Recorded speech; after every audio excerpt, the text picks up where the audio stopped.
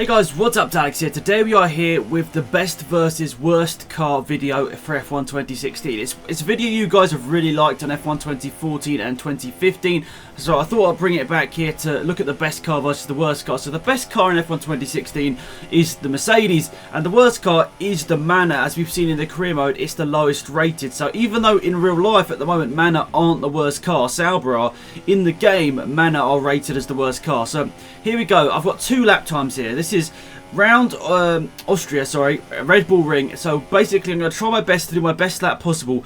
Obviously, first time really on this track. Obviously you can see I've had like 13 laps practice or whatever, so I haven't really been playing too much of the track so far. These are my first laps on the game, so obviously it's not going to be the perfect lap, but the point of this video isn't to show that. The point of this video is to show the differences between the two cars. So at certain points throughout this video, we're going to look at the end, we're going to look at the difference between the two cars. So we'll look at the top speed, we'll also look through high speed corners and mid speed corners here, and also just try and sort of compare them to see what the difference between these cars are, to sort of prove, I guess in a way, prove that the cars are actually that much different in the game. So hopefully you guys like it. It's like a little video sort of testing the game out, sort of proving that how fast the Mercedes is compared to a Manor through a certain part of the track, and hopefully, fingers crossed, I freeze framed the screenshots at exactly the right time.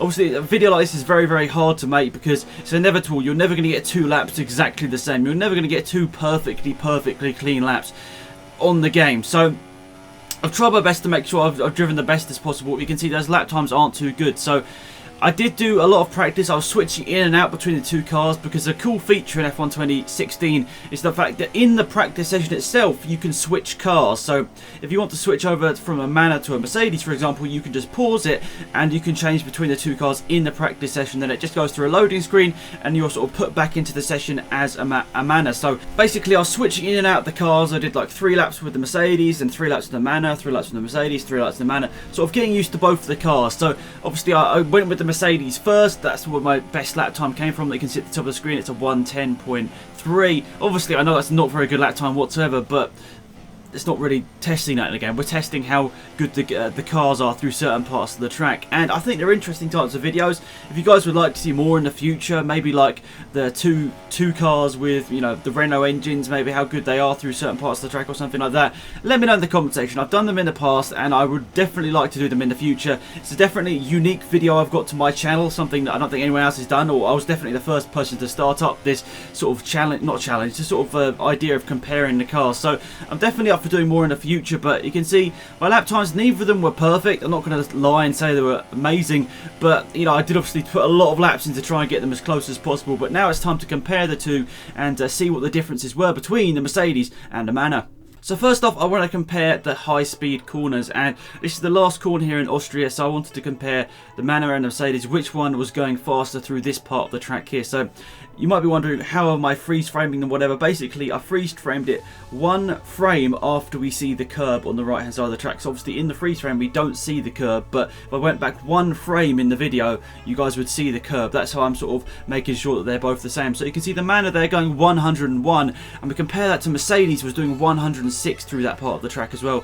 The Mercedes also not even just about shifting into 5th. The Manor was just shifting into 5th gear, but the Mercedes is actually already in 4th gear and probably going to go into 5th gear any second. So the Mercedes 5 miles an hour faster through the high speed corner, the last one on the track here in Austria.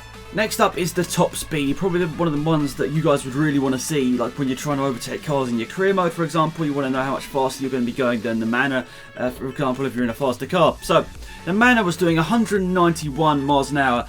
This is literally the frame before I hit the brakes. So this is the highest top speed that the Manor was achieving down the long straight in Austria. Obviously stuff like this very variable. Obviously if I get a better run through the first corner, it's going to help, but I tried my best. Obviously I made sure that I did the best lap possible. I took the best lap possible from both of the videos. And compare that to the Mercedes. Obviously we must remember in previous years the Manor didn't have a very good engine, but this year it has a good engine. It has a Mercedes power plant in there, and obviously we're racing in Mercedes as well. So the Mercedes only slightly quicker at 194 miles an hour, and basically that's from the Mercedes being faster through the first corner from having better downforce. So very slight difference there. Obviously the Manor not being able to go through turn 1 as quickly, so it didn't get as much momentum through the corner. So the Mercedes at the top end was the faster car. Now the last one I want to compare here is sort of the medium high speed corners. I guess if you look at the speedo again, the same speed as what we were in the final corner. So I guess you could say that the last corner is more of a medium speed corner. This is probably more of a fast corner here in Austria. I'm not too sure what it is, but it's the double left-hander before, or that sort of takes you into the last sector of the lap. So the Manor at this point you can see is doing 103 miles an hour. Overall, guys, I've got to say the Manor didn't really feel that bad to drive. Obviously you did feel it through, well, this part of the track particularly, I suppose you can say. This was the main part where we saw that the Manor was definitely a lot slower. In the high speed parts of the track, obviously the Manor just doesn't have the downforce that the Mercedes does, but overall the Manor wasn't that hard to drive.